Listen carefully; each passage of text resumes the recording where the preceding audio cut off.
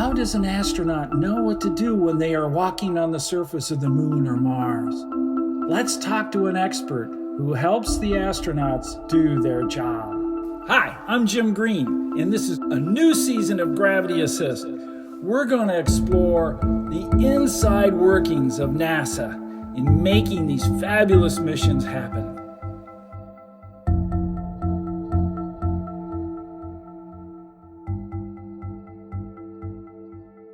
I'm here with Dr. Darlene Lim.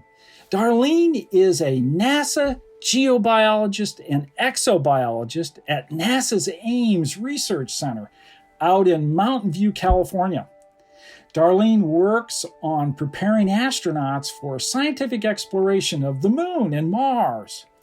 Her expertise involves Mars human analog missions.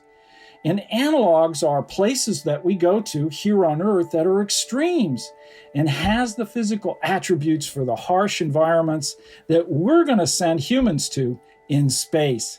Welcome, Darlene, to Gravity Assist. Thank you so much for having me here. It's such a joy, such a privilege. Thank you, Jim. Oh, my pleasure. Well, we're going to have fun talking about analogs, and you've really done some fantastic work in using places here on Earth for these analogs and that represent other worlds. How do you identify those sites here on Earth to go to? Well, we start with the question, what is it that we're trying to answer? What are we interested in as a team? What's driving us forward? And then we'll actually look for environments on Earth that are suitable in terms of allowing our teams to answer the particular questions that we're interested in. And then we look at the safety associated with going to those regions, the accessibility of those regions, and then we look at the cost and so forth. So we're very disciplined about how we select for the analog that we want to explore. And I think that's a really important process to put forward because a lot of times the public will see us operating in fairly exotic, extreme locations. But we don't just go to those areas because they look cool, because they're on somebody's bucket list. It's because they help us answer very specific questions, research questions, as well as applied questions that will help us eventually get us to a place where we can design science teams that will support missions, human missions to the moon, onwards to Mars. Well, you run a project called Basalt. Now, what does Basalt stand for and what is its goal? So Basalt, the acronym stands for Biologic Analog Science Associated with Lava Terrains. But I'll tell you something funny, the in-joke is that we select the project name and then we put that out to our team as we're writing our proposals to say, okay, can somebody come up with a good acronym for Basalt? So the goal was to really have a merger and integration of natural science, social science goals, as well as exploration goals. And we did so with the aim to answer the question, how do we support and enable scientific exploration during human Mars missions? And so to do this, we took our team into two different analog sites, one in Idaho at Craters of the Moon National Monument and Preserve, and one on the Big Island of Hawaii in the Hawaii Volcano National Park. And what we did is we conducted scientific expeditions that were geared at answering astrobiologically relevant questions, but with a twist. We conducted all of those expeditions under simulated Mars mission conditions. And we really wanted to do that so that we could figure out how best to enable science teams to interact with future astronauts that are going to be conducting science on our behalf, on humanity's behalf. Could we affect these EVAs, extravehicular activities, where the astronauts were out on the surface of Mars exploring scientifically relevant areas? Could we affect those EVAs while they were happening? And the prevailing thought in the community was that no, in fact, because of the distance and the speed that it takes, or the time that it takes from a signal and a communication to go from the Earth to Mars, it's too long. It's anywhere from like 3 to 20 minutes one way. It's too long to actually affect an EVA while it's happening. Well, we actually wanted to test that. So we came into the process with the hypothesis that actually, if we did our jobs right, if we attended to the devil in the details, if you will, we could set up support mechanisms, software, hardware capabilities, processes, architectures that enabled science teams to actually interact with the astronauts while they were on EVA. And we found that this, to cut to the punchline, this was possible. And in fact, that's a major finding of our project. And in the process, so much in terms of peer-reviewed scientific publications also came to fruition, even though the scientists were removed from the actual collection of the samples, and they enabled a small subset, of people who were the astronauts, if you will, to collect and to do their science for them. So it was a really remarkable journey. Now, there's another project that you've led, and you mentioned it earlier. It's called Subsea, I guess, right? That's right. You got it. Yeah. What does that stand for, and how did that project get started? So it stands for Systematic Underwater Biogeochemical Science and Exploration Analog. How it got started is really through conversation between myself, through partners that we have at NOAA, learning about the Ocean Exploration Trust, which is a not-for-profit organization that helps to manage one of the two federal exploration ships that we have in the United States, one of them, this one in particular, called the Nautilus, and starting to understand the infrastructure that they use to conduct ocean science. What was fascinating to me in terms of how this particular project got shaped is that I started to hear about telepresence in the realm of how the oceanographers will have a small group of individuals go out to sea, but start to, they always work to link a broader set of scientists on shore into the expedition. And I'm like, hey, you know what? This is exactly what we're trying to work towards in the scientific exploration realm when it comes to spaceflight.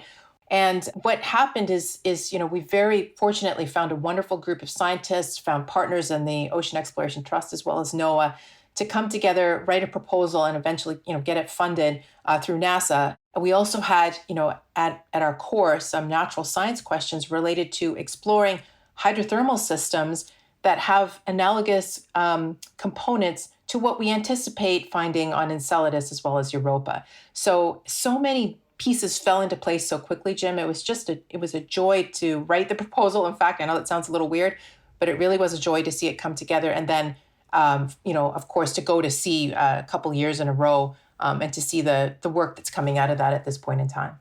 Well, what's it like to be on the boat when your robot is exploring underwater? It is intense, Jim. It really is. We're on 4 hours on, 8 hour off shifts. So you're, any given moment in time, you're either up or you're trying to sleep or trying to grab a quick meal or, exercise or catch up on work or whatever. And the whole time the ship is holding station. So when we're operating, we can be down, a few kilometers down underwater on a cable, on a tether. And at the end of it, as you explained, there's not one, but two robots conducting our science and exploring these incredibly beautiful, extreme areas deep in our, on our Earth's oceans. And so the ship has to stay still. We have to really be very disciplined about our communication. We cannot, communicate via FaceTime with our families because that draws on our bandwidth when you're sitting in the middle of the Pacific Ocean. And we really have to be disciplined about how we run our lives so that we are awake, we're alert when you're actually on shift. So there's a lot that's going on in any moment in time to enable this extremely difficult and complex exploration. In these subsea expeditions, what are you learning? That's such a great question. So actually, we're at the point right now of our research program where the publications are coming together. We have one that's recently come out that was led by Vincent Malesi as well as Everett Schock out of Arizona State University.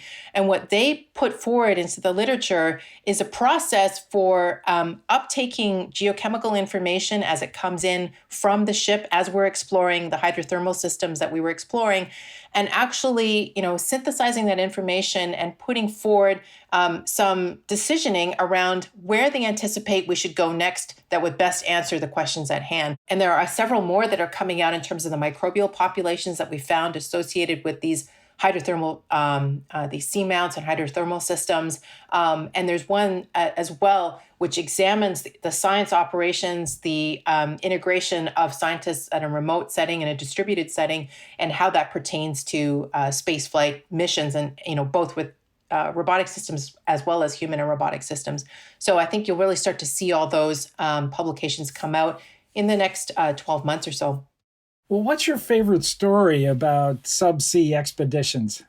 From a research standpoint, it was watching the progression from our first year at sea in 2018 to 2019, when we used the first year to understand how the telepresence system was working, what components were being utilized by the oceanographic community. And then between, the end of that particular expedition out to sea, where we went actually to the Loihi Seamount, which is just off the coast of the Big Island of Hawaii. From that moment, forward, for the next year forward, there was a lot of research, a lot of data processing that went into place to create new infrastructure for the 2019 expedition, when we went out to a place called Gorder Ridge, which is just off the coast of where California and Oregon meet. And what happened is that we created a process for a science team to be co-located at the University of Rhode Island, where they have something called the Inner Space Center, which is basically a mission control. And we created software as well as process, capabilities that enable the science team to really be interactive in a manner which was very much akin to what we anticipate certain exploration conditions to be like, going back to the moon, moving on to Mars, with robotic and human elements, in play.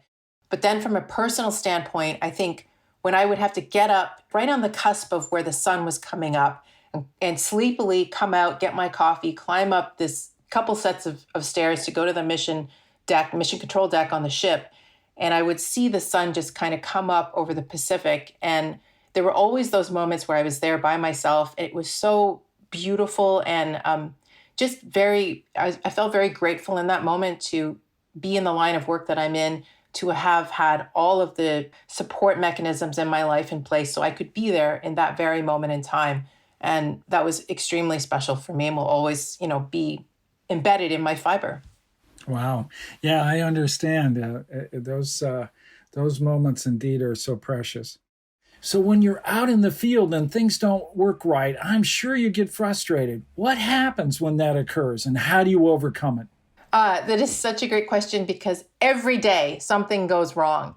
And the only thing that we can be certain about when we plan for these missions is that something will go wrong. And so you can think about every single contingency possible, but inevitably, there will be something that pops up that is a little bit different than somebody had thought about.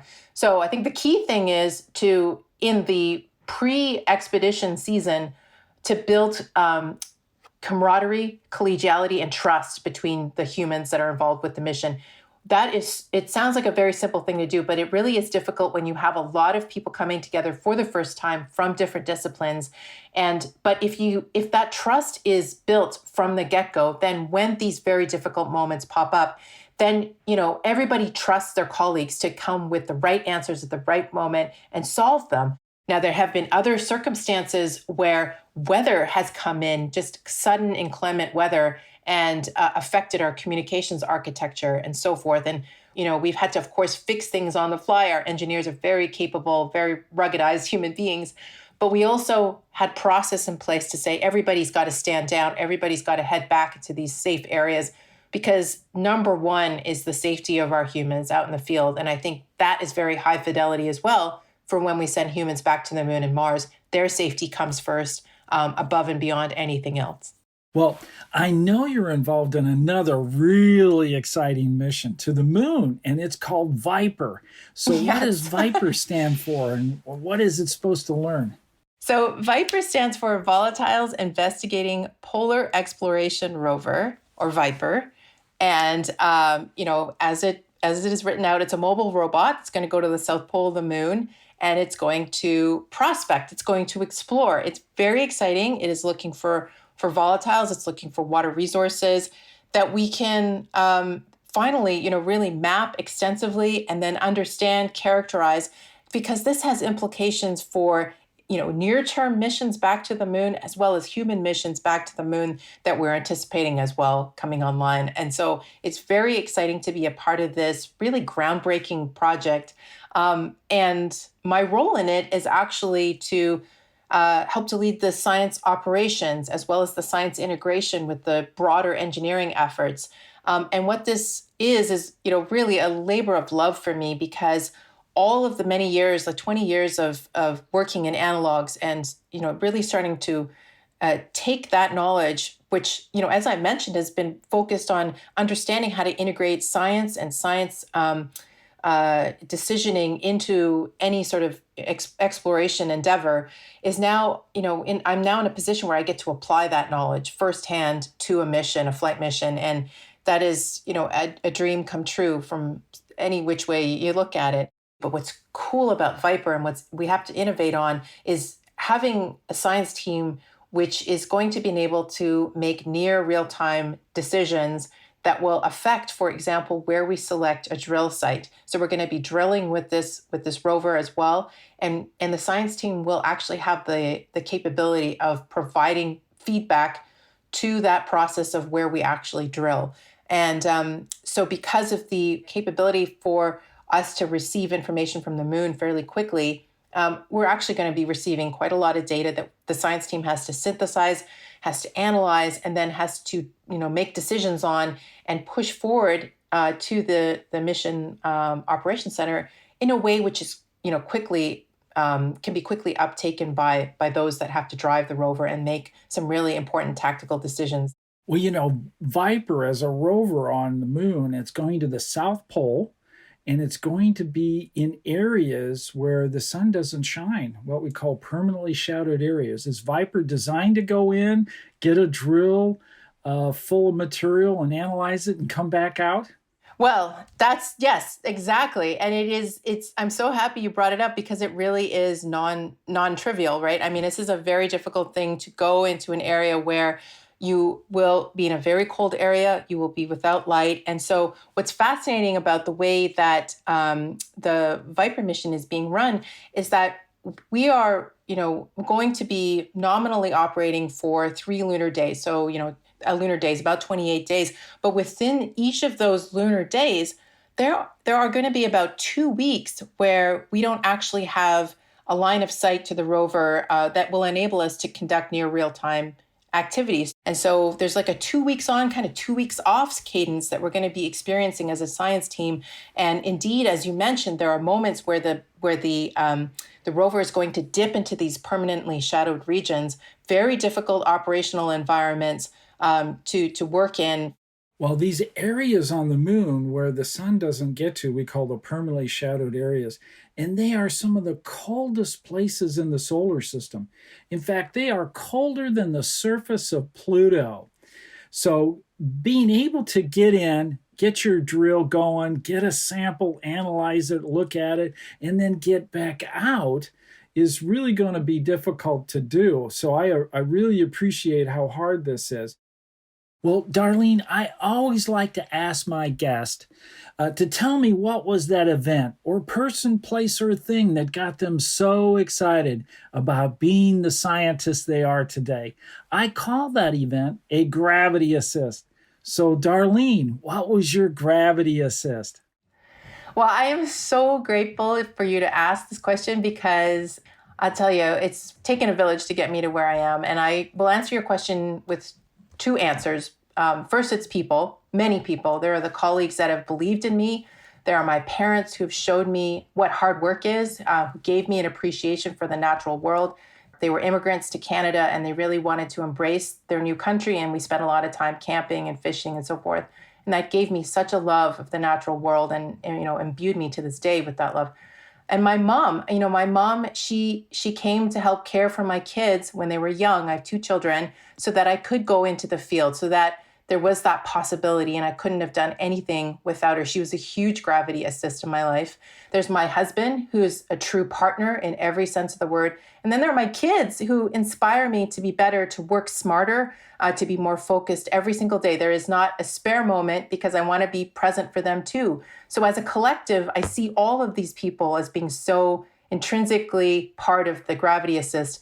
And then the second thing I want to mention is that event-wise, every single failure that I have been through in my life, every single anxiety, moment of difficulty, I wouldn't be here in this, place speaking to you if it wasn't for all of those failures that we don't see captured in our CVs, that we don't see captured in even these types of conversations, but they're there and they've helped me understand how to be better at my job, how to be more thoughtful, how to be more inclusive, how to get through difficult things and know that it'll be okay on the other end. And that's such a big part of learning to work with other people.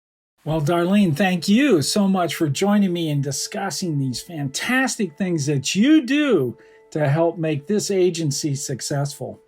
Thank you so much for having me on this wonderful program, Jim. I really appreciate it.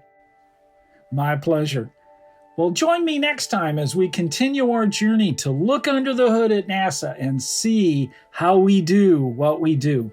I'm Jim Green, and this is your Gravity Assist.